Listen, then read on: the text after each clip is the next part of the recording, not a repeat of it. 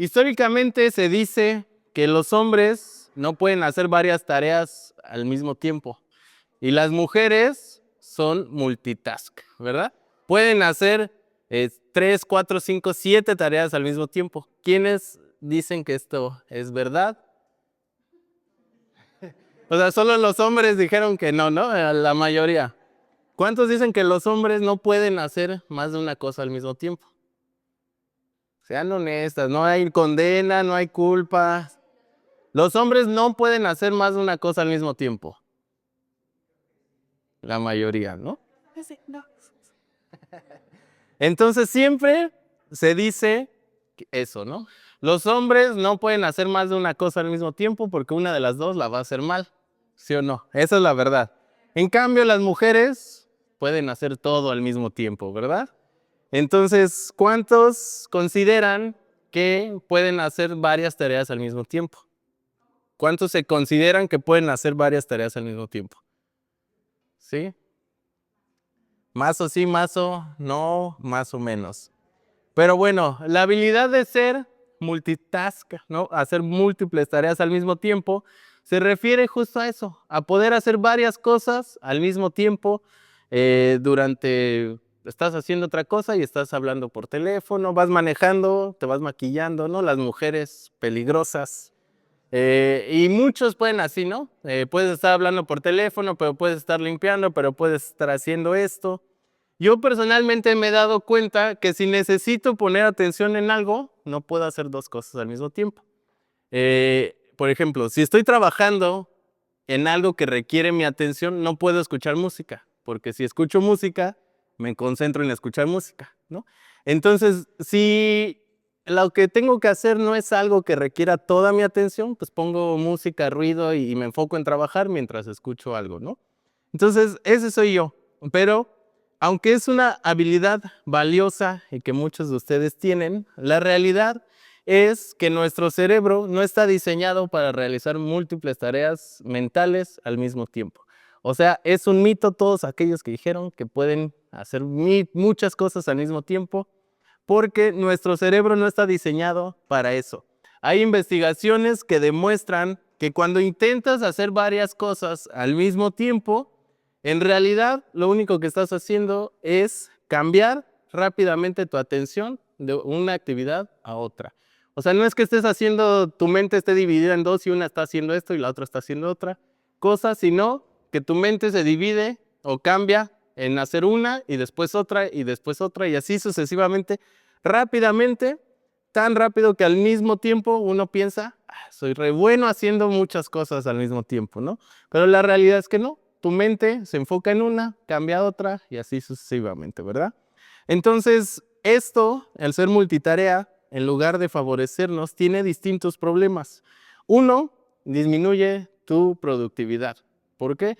Porque no te enfocas en hacer una, sino que estás haciendo muchas tareitas al mismo tiempo. Tiene una mayor tendencia a equivocarte, ¿no? Por estar haciendo todo, puede que te equivoques, puede equivocarte, entonces te lleva a perder más tiempo, ¿no? En regresar, en supervisar, en checar. Esto hace que te estreses y que tengas un agotamiento mental, también hace que no tengas una atención plena en lo que sea que estás haciendo. Y a pesar de estas contras acerca de la multitarea, en nuestro mundo y en nuestra sociedad que cada vez es más digital, es algo que se ha vuelto especialmente relevante. El poder hacer múltiples tareas al mismo tiempo.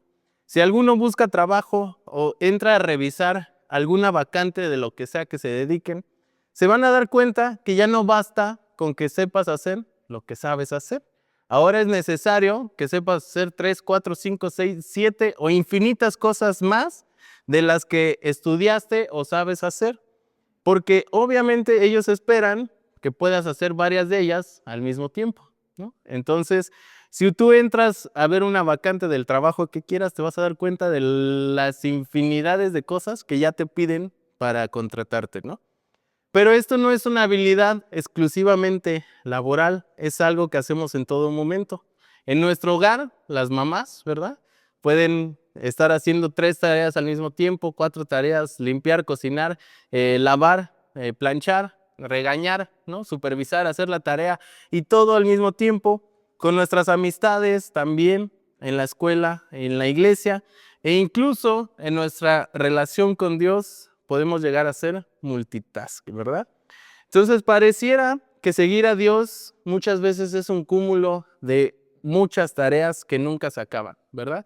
Seguir a Dios quiere decir tengo que ir a la iglesia, tengo que leer mi Biblia, tengo que orar, tengo que convivir con otras personas, tengo que aguantarme a otras personas, tengo que amar a los demás. Entonces, si nos ponemos a pensar, ser cristiano es un cúmulo de muchas tareitas, ¿verdad? Y un montón.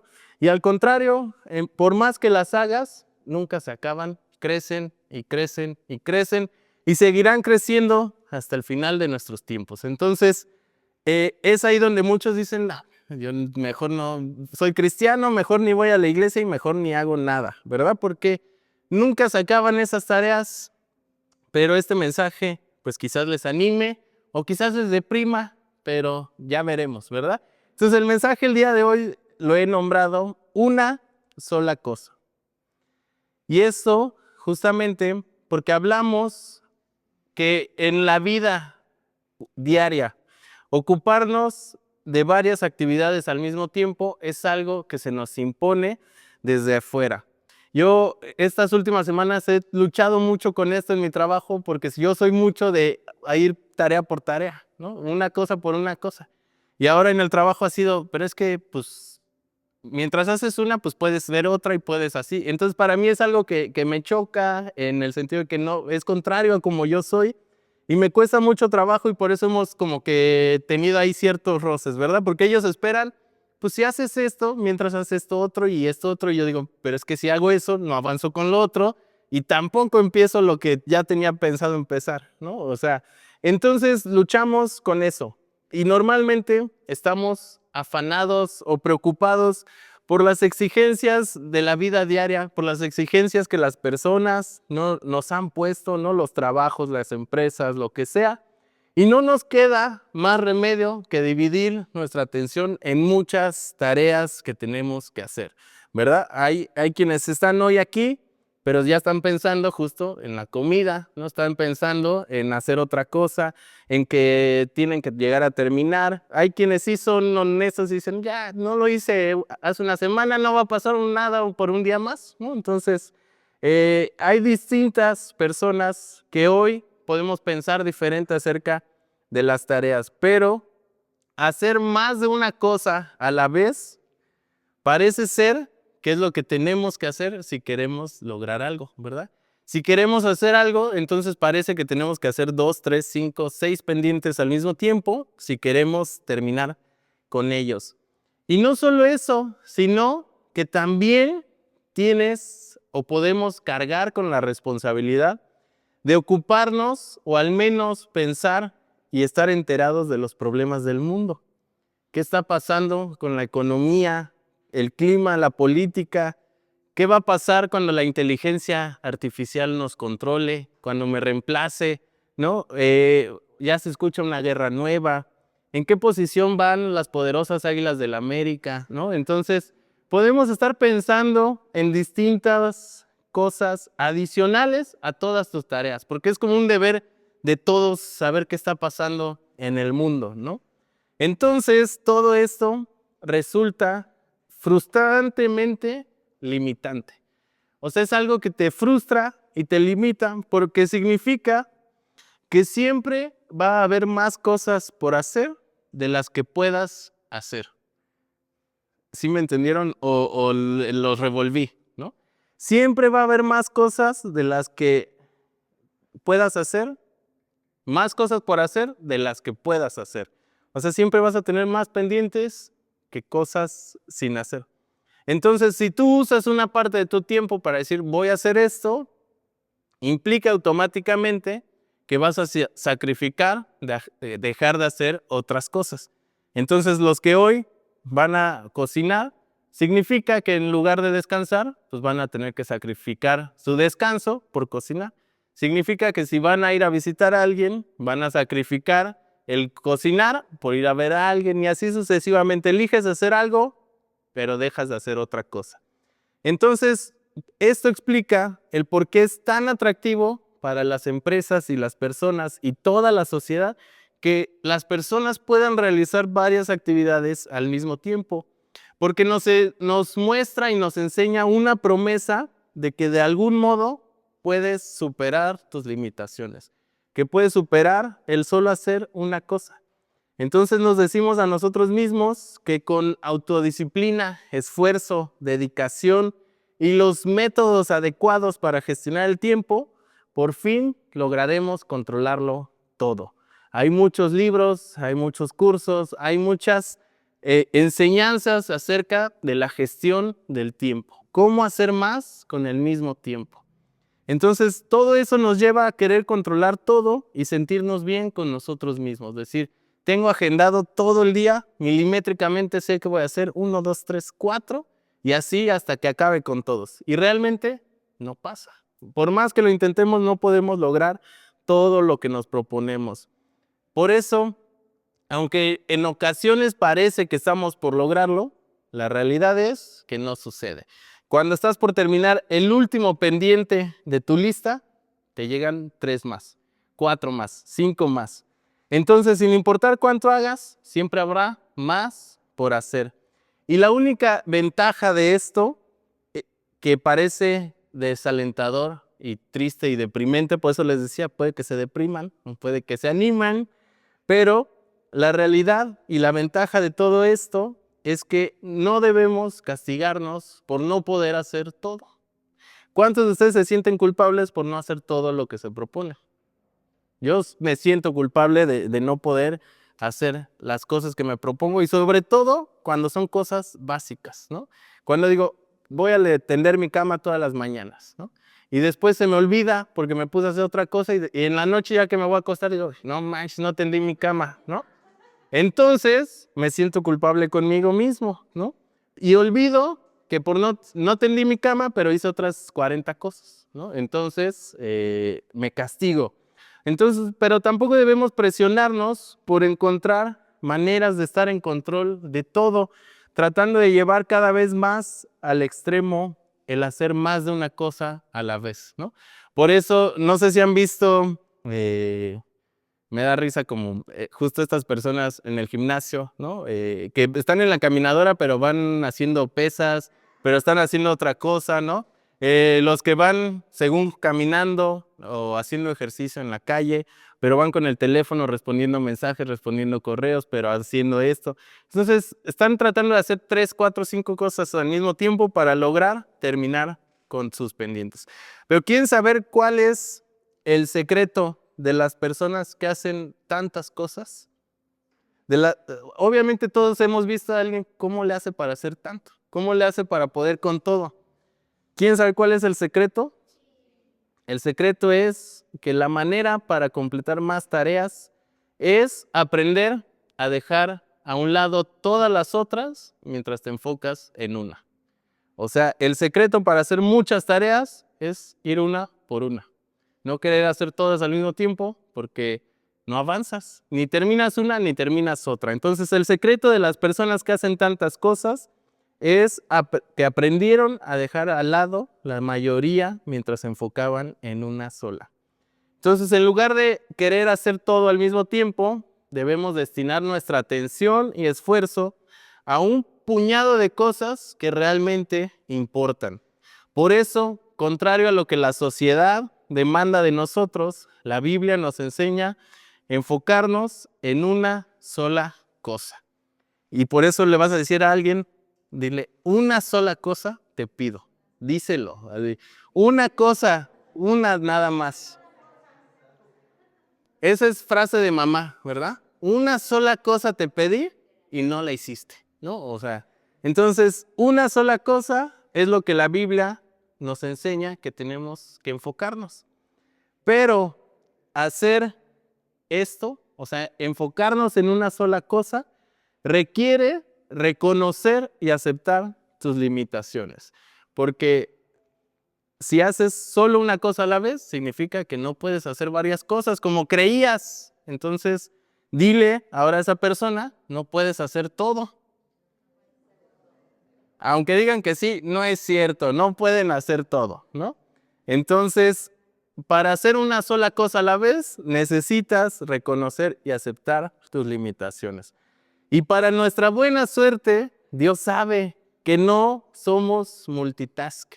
Todos los que llegaron hoy diciendo que lo son, mienten, nadie lo somos. Entonces, Dios no quiere que seamos multitask. Al contrario, quiere que seamos personas de una sola cosa. Por eso les voy a dar distintos ejemplos en la Biblia para que vean esto. El primer ejemplo va a ser con David. Y vamos a leer el Salmo 27:4.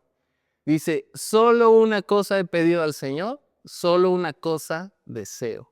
Estar en el templo del Señor todos los días de mi vida para adorarlo en su templo y contemplar su hermosura. Todos conocemos a David, todos sabemos quién era. Entonces conocemos que David era el mandadero, el pastor, el guerrero, el rey, el músico, el muchas cosas. Si alguien podía decir que era multitask, era David. Y a pesar de eso, él decía, yo solo una cosa quiero, solo una cosa me importa. Y la única cosa importante para él tenía que ver con intimidad. Él quería estar lo suficientemente cerca de Dios para poder contemplarlo y entonces comenzar a adorarlo. Experimentar la bondad y grandeza de Dios hacía que David pensara en lo maravilloso que era buscarlo y quería experimentarlo cada vez más y más. Por eso su mayor deseo era poder vivir en el templo rodeado por su presencia y admirar la belleza de Dios. David quería vivir en el templo no porque quizás fuera el lugar más lujoso de ese entonces o el lugar más cómodo, sino porque el templo era donde estaba la presencia de Dios. Por eso él quería estar ahí y admirar la belleza de Dios. Por eso David, aunque era multitask, ¿no? Tenía muchas obligaciones, él no podía pensar en una ocupación más grande que llenar su mente y su corazón con la hermosura y la grandeza de Dios. Entonces no era el templo físico, no eran sus paredes, sus cuadros, sus materiales, sus diseños, lo que le encantaba a David, sino la hermosura que se encontraba en el templo, que era Dios, ¿verdad? Y no sé si entienden la palabra contemplar, pero hay dos ejemplos que les quiero dar, pero aparte de esos, no sé si alguna vez se han puesto a ver un bebé, ¿no? O sea, y que lo ves y dices, ¿qué? O sea, sobre todo los que han sido papás, ¿no? Qué belleza, ay, mira su boquita, sus uñitas, sus ojitos, sus pestañotas, mira su piel, sus arruguitas, mira cómo está de Michelincito, ¿no? Así, o sea, si quieren saber qué es contemplar, piensen en un papá viendo a su bebé. Ya cuando crecen, pues ya no lo contemplan, ¿no? Pero de bebé, dices, es lo más hermoso, aunque el bebé esté feíto, así que se le está cayendo la piel, pelones, ¿no? Chimuelos, o sea, estén hechos del baño, los papás van a decir, qué cosa tan hermosa, mira qué popó tan celestial, ¿no? Y me da mucha risa, no, o sea, no que me burle de él, pero veo a mi cuñado, el pastor Enrique, cuando ve a su hijo Emanuel, ¿no? Y lo ve y le dice, ay, papacito, qué precioso estás, ay, ven aquí, dame un beso, y lo empieza, y el otro, quítate, déjame, ¿no? Y él, ay, sí, pégame, ¿no? O sea, mi cuñado se desborda por mi sobrino, y mi sobrino es, ya, déjame, ¿no? Cómprame un helado o lo que sea. Entonces, él no le importa, y mi cuñado, ay, sí, mi rey, yo te compro un helado, ¿no? Y le decimos, ay, lo bueno es que tú eras el que lo iba a castigar o lo que sea, ¿no? No puedo, ¿cómo verlo, no? O sea, se muere, se derrite por él. Pero también, ahora que estaba en Ciudad de México, una de mis hermanas que casi no veo porque vive en Hidalgo, estaba en casa de mi mamá, tiene 3 hijos que he visto yo creo que 3 veces en mi vida, ¿no? O sea, ¿por qué? Porque vivimos lejos, porque lo que sea. Entonces, ahora como estaba en casa de mi mamá, estaban mis sobrinos. Entonces, un día de esos me fui a trabajar a casa de mi mamá y estaban mis sobrinos ahí. Entonces, desde que supieron que iba a ir me estaban esperando, ¿no? Yo llegué y estaban barriendo las escaleras, limpiando todo para que yo llegara. Entonces cuando yo llegué corrieron, se subieron, ¿no? ¡Ay, ya llegó! Y mi hermana me decía, ¿cuándo vas a ir a ver a mis sobrinos? Yo les decía, ¿y qué les veo? ¿No? O sea, y ay, desamorado, que no sé qué, ¿no? Y yo decía, pues, o sea, ¿pero qué les veo? O sea, pues sí voy, pero pues ya, ¿no? O sea, no es como que me emocione ir a ver a mis sobrinos, y no porque no los ame, pero pues así soy yo, ¿no? Entonces, el punto es que llegué y ya estoy trabajando en la oficina, los veo y los saludo. Mi mamá, no, te estaban esperando, que no sé cuánto y todo. Y yo, ay, sí, qué bueno, pues ya tengo que trabajar, ¿no? Entonces me senté, me acomodé y me puse a trabajar. No, o sea, se los juro que los tres se sentaron enfrente de mí a verme. Y yo estaba trabajando y nada más veía así o sea, pasando mi pantalla, cómo me estaban viendo los tres así, ¿no?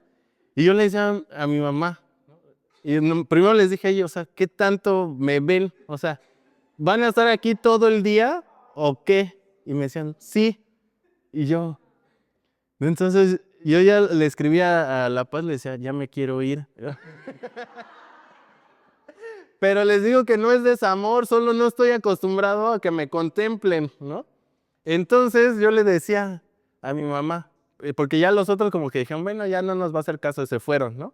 Pero el más chiquito, que no sé cuántos años tiene, 6, creo 7, se quedó todavía como una hora ahí enfrente de mí. Y yo hasta le decía, o sea, ya me siento hasta incómodo, o sea, ya no sé qué tengo que hacer, ¿no? O sea, me paro, juego con ellos, entonces, pues ya fuimos a la tienda, ya les compré algo y ya se distrajeron de mí un rato, ¿no? Pero el punto es ese, cómo me contemplaban, ¿no? Me veían. Y justo les decía, o sea, ¿piensan estar aquí viéndome todo el día? Sí, ¿no? O sea, y yo decía, no manches, ya no, o sea, déjenme. Y otro gran ejemplo es nuestras perritas, ¿no? Tenemos 2 perritas, pero si estás cocinando, no hay una mirada más fija que la de nuestra perra, ¿no? O sea, se te queda clavada así. Y a mí me da coraje, no me da ternura, ¿no? Porque le digo, lárgate de aquí, miserable, ¿no? O sea, le digo, tienes tu comida, déjame en paz, ¿no? ¿Qué quieres? ¿Mm? Y entonces nada más se me queda viendo así y me ignora, ¿no? Entonces ya hasta que me enojo y le digo, vete para allá. Así el finjo que le voy a pegar y ya se va, ¿no? Entonces, pero se va y se acuesta más lejos y ahora ya me observa desde la sala, ¿no? Entonces nada más me está así contemplando a lo lejos y, o sea, ya me di cuenta que soy yo, que no estoy acostumbrado a que me observen, ¿no? Entonces me siento así, hasta como, hasta ya no me vean, ¿no? O sea, lo que sea. Pero el punto es que eso es contemplar. Y eso es lo que David quería hacer con Dios. Él quería llegar a su casa y estar lo suficientemente cerca para verlo y decir, wow, mira qué labios, mira qué manos, mira qué hermoso estás, Dios, qué asombroso eres, qué maravilloso, qué majestuoso, qué impresionante. Pero eso era lo que David quería hacer. Obviamente Dios no, o sea, no es yo, ¿no? Y a él sí le gusta ser contemplado. Yo me siento raro, pero es lo que Dios espera que hagamos con él, ¿no? Entonces, otro ejemplo, que sería el segundo ejemplo, es María. Y esta historia la vemos en Lucas 10, versículos 38 y 42, y dice, Jesús siguió su camino y llegó a una aldea donde una mujer llamada Marta lo hospedó. Marta tenía una hermana llamada María, la cual se sentó a los pies de Jesús para escuchar lo que él decía. Pero Marta, que estaba atareada con sus muchos quehaceres, se acercó a Jesús y le dijo, Señor, ¿no te preocupa nada que mi hermana me deje sola con todo el trabajo? Dile que me ayude. Pero Jesús le contestó, Marta, Marta, estás preocupada y te inquietas por demasiadas cosas. O sea, Marta era multitask, ¿verdad? Pero solo una cosa es necesaria, María ha escogido la mejor parte y nadie se la va a quitar. Entonces, la única cosa que David anhelaba era lo mismo que María había escogido hacer. David anhelaba estar en el templo todos los días y contemplar a Dios, y María es lo que había decidido hacer cuando Jesús estuvo en su casa. Entonces, la única cosa necesaria fue lo que María escogió. sentarse a los pies y escuchar lo que Jesús tenía que decir. Pero yo sé que hay muchos que pueden decir, ay, sí, María la floja, ¿no? María la que no quiso ayudar a su hermanita, ¿no? Pero sentarse a los pies de Jesús implica estar dispuesto a aceptar y obedecer lo que le están enseñando. Sentarse a los pies de Jesús implica sumisión a Él. Quiere decir que María ya no iba a hacer lo que quería, sino que tenía que someterse a Él. Sentarse a sus pies implicaba fe en quién es Él, implicaba también discipulado y sobre todo implicaba amor.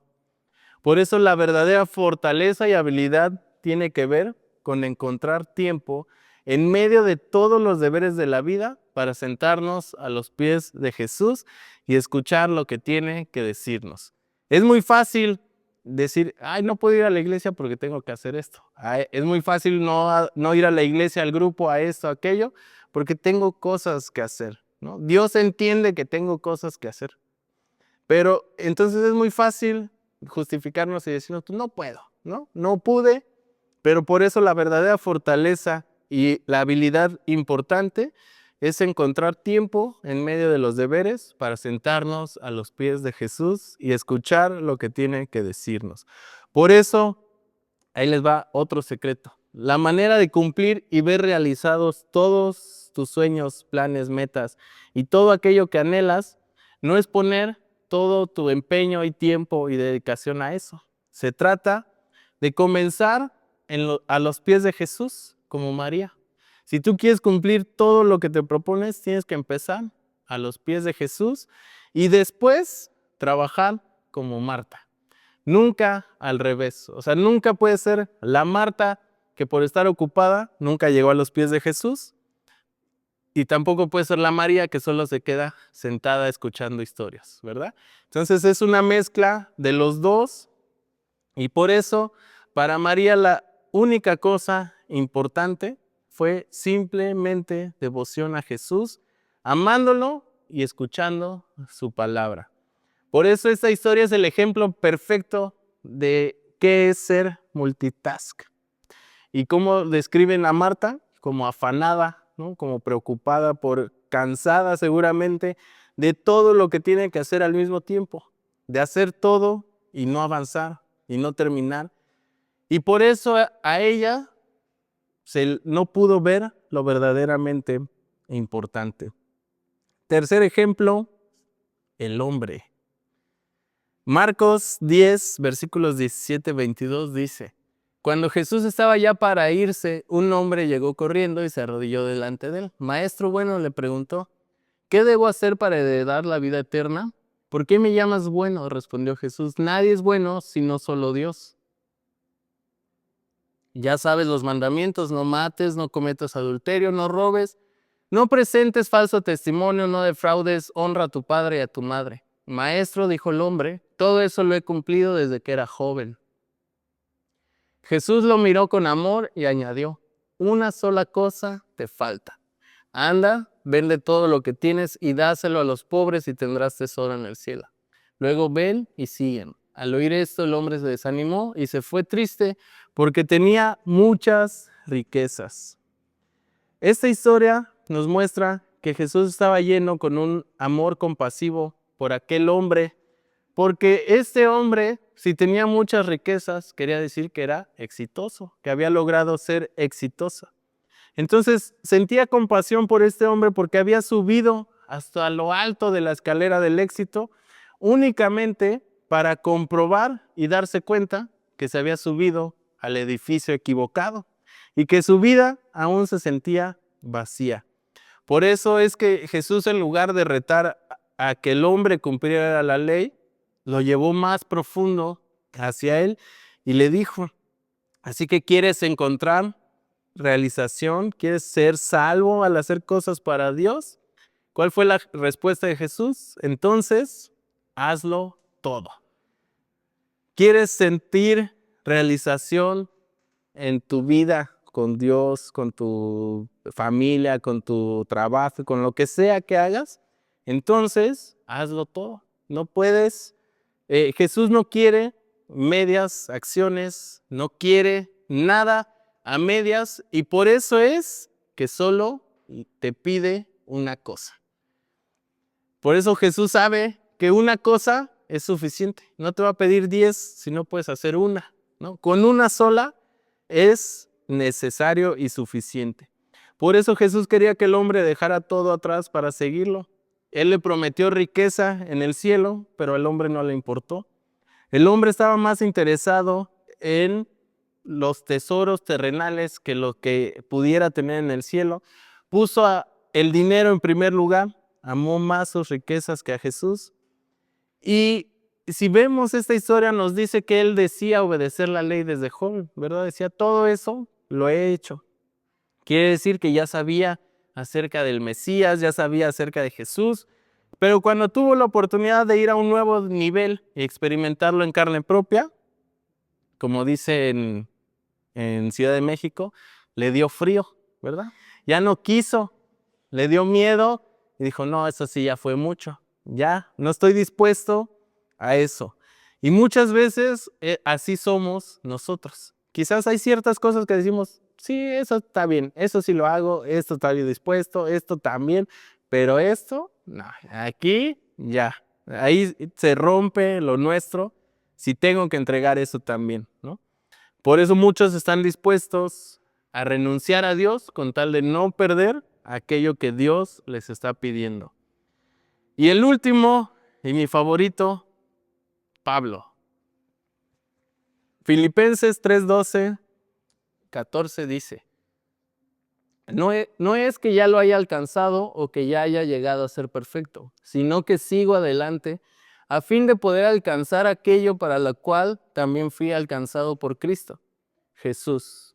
Hermanos, yo mismo no considero haberlo ya alcanzado, pero una cosa hago, olvidando lo que queda atrás y extendiéndome a lo que está adelante, prosigo hacia la meta para obtener el premio del supremo llamamiento de Dios en Cristo Jesús. Yo no sé ustedes, yo he dicho, confesado, que Pablo es quizás mi personaje favorito en la Biblia.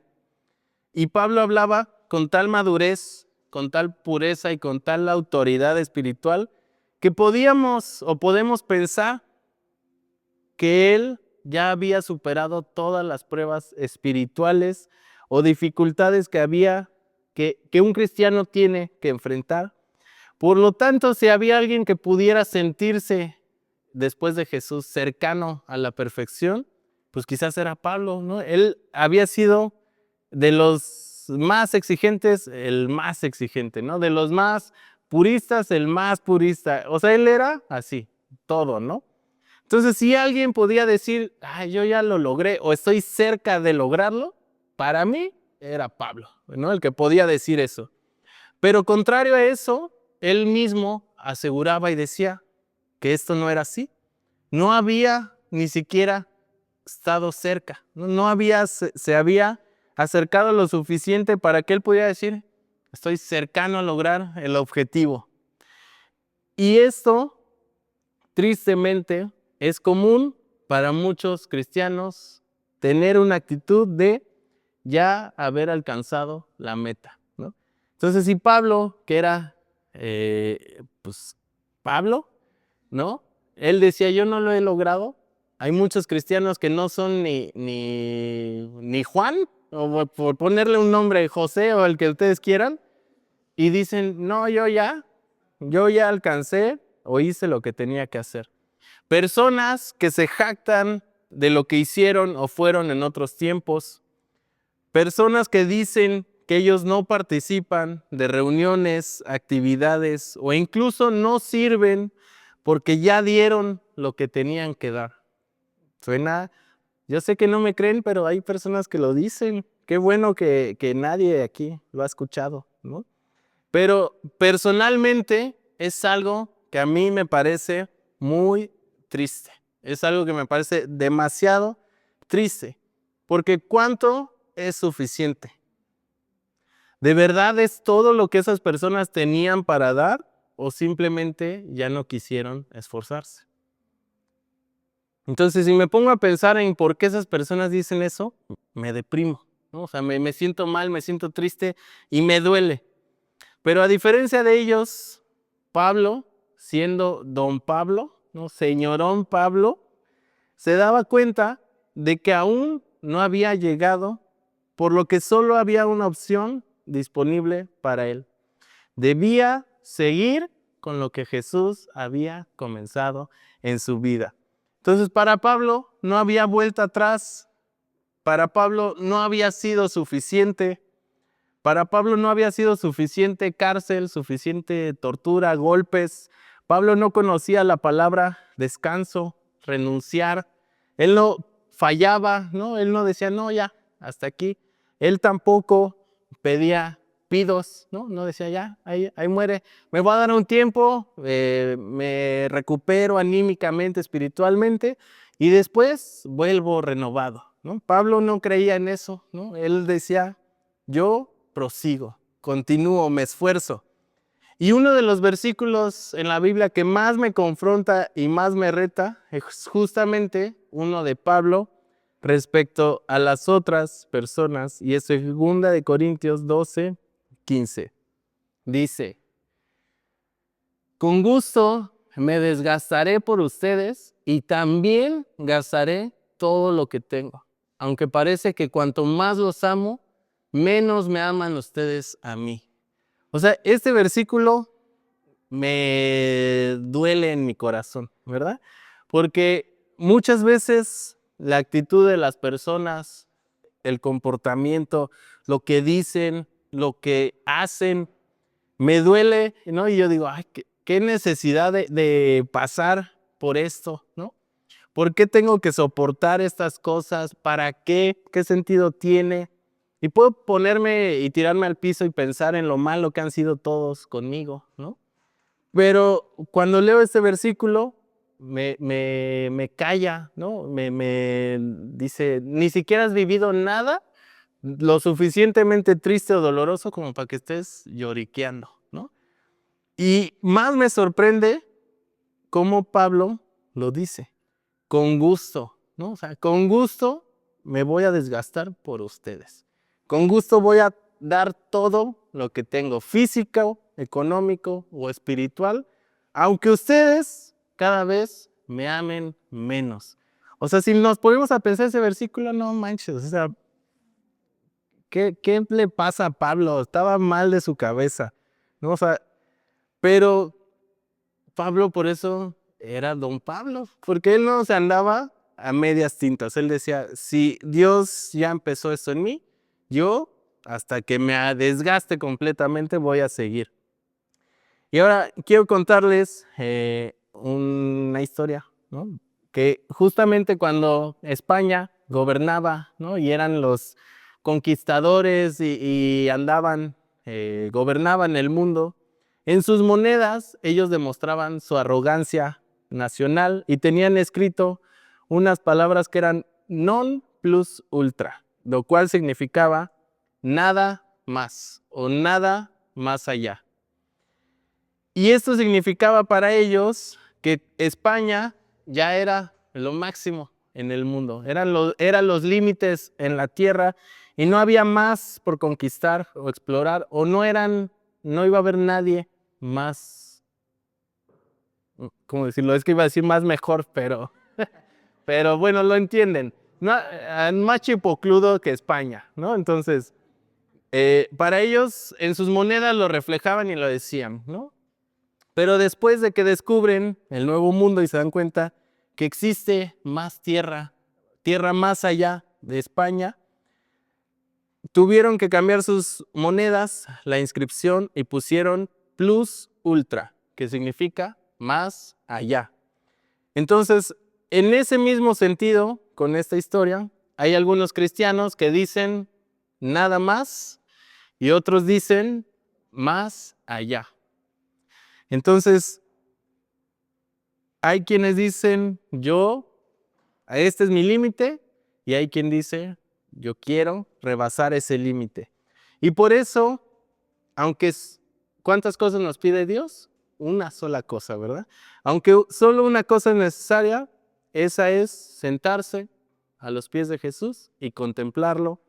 La única cosa de David era la única cosa que Pablo quería y era la única cosa que María decidió hacer.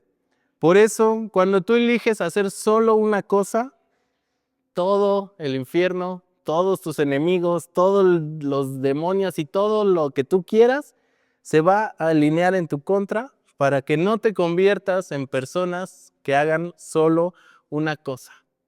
El diablo, tu enemigo, tu jefe, quien sea, está feliz con que seas multitask. Él no quiere que seas persona de una sola cosa. Por eso es que cuando uno decide hacer una sola cosa a la vez, todo se sale de control, todo empieza a estar más difícil, todo empieza a costar más trabajo.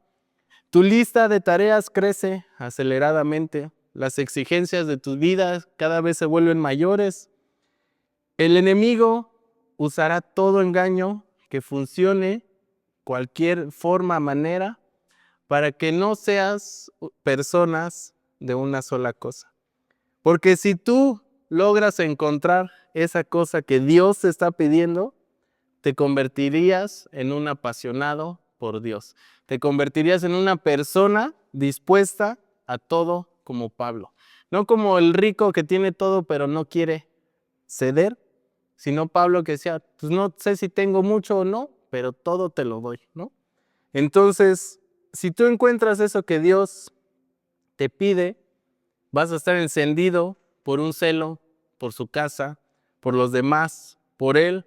Y entonces serás, ahora sí, el favorito, ¿no? El escogido de Dios para ser usado en cosas que nunca has imaginado, soñado o pensado.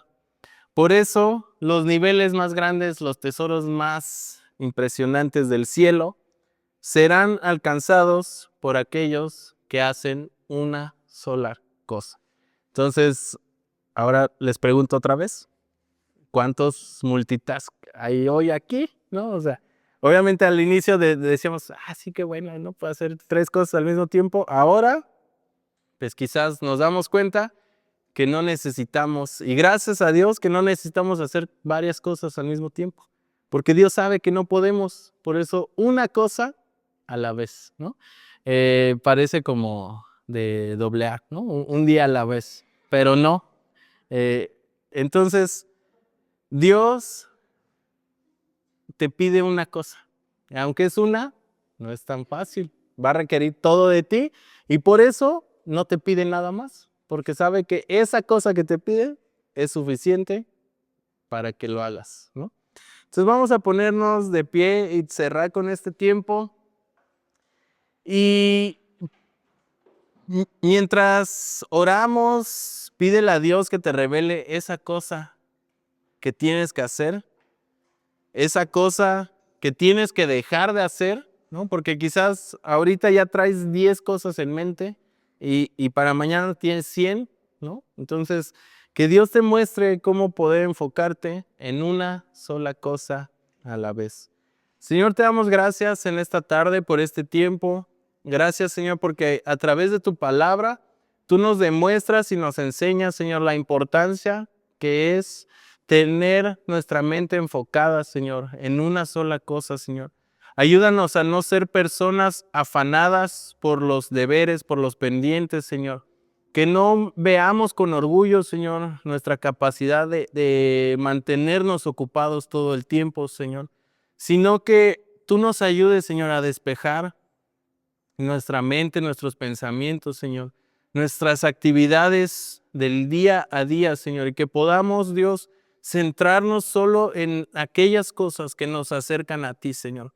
Que podamos ser como David, Dios, que anhela acercarse a ti, Señor, contemplar tu amor, tu cuidado, tu fidelidad, tu majestuosidad, Señor, lo asombroso que tú eres, Dios. Que podamos ser, Dios, como María, que en medio de la rutina, en medio de las actividades, en medio de los deberes, de todo lo que nos rodea, Dios, encontremos un tiempo siempre, Señor, y que esa cosa sea lo único que hagamos, Señor. Buscar un tiempo para estar a tus pies, Señor, para conocer tu voluntad, poder escuchar tu voz, Señor, poder saber qué es lo que tú quieres de nosotros, Señor. Líbranos de ser como aquel hombre, Señor, que decía acercarse, decidía acercarse a ti, Señor, pero sin estar dispuesto a dejar todo atrás, Señor. Que sin Dios decidimos buscarte a ti, siempre podamos hacerlo, Señor, con la convicción de dejar todo, Señor, de entregarte todo, no limitaciones, Señor, y que podamos ser, Dios, como Pablo, como Jesús, Señor, que podían enfocarse, Señor, en lo que verdaderamente importaba, Señor. Ayúdanos a estar dispuestos, Señor, a desgastarnos, pero en las cosas que importan, Señor. No desgastar nuestra salud, nuestra paciencia, nuestra tolerancia, todo lo que tú nos has dado, Señor, en cosas sin importancia, Dios, sino que estemos dispuestos a desgastarnos por ti, Señor. Que estemos dispuestos a desgastarnos por las demás personas, Señor, y que nunca, Señor, creamos que ya fue suficiente, Señor. Que nunca exista en nuestra mente, Señor, ese pensamiento de decir, ¿cuánto más? ¿Qué más requieres de mí, Señor? Sino que hoy, al contrario, Señor, podamos darnos cuenta, Señor, que a través de tu Espíritu Santo, Señor, tú nos muestres qué son esas cosas que tenemos que soltar, dejar, Señor, y en qué cosas, Señor, debemos enfocarnos, Señor, porque tú eres nuestra prioridad, Señor. Tú eres lo más importante en nuestras vidas, Señor, y no solamente queremos decirlo, queremos demostrarlo, Señor, queremos vivirlo. Queremos que sea una convicción en nuestros corazones y en nuestra mente, Señor. Te damos gracias por esta palabra. Gracias, Señor, porque tu palabra siempre nos reta, Señor, nos desafía y nos lleva, Señor, a ir contra el mundo, Señor, contra la sociedad, contra lo que los demás esperan que hagamos, Señor, y que tú nos pides, Señor, únicamente enfocarnos en ti, Señor, tener intimidad contigo, Señor, estar cercanos a ti lo suficiente para escuchar tu voz, para admirarte, Señor, para llenarnos de esa pasión por ti y por los demás, Señor. Gracias por este tiempo, gracias por tu amor. En el nombre de Jesús ponemos este tiempo y nuestras vidas en tus manos. Amén.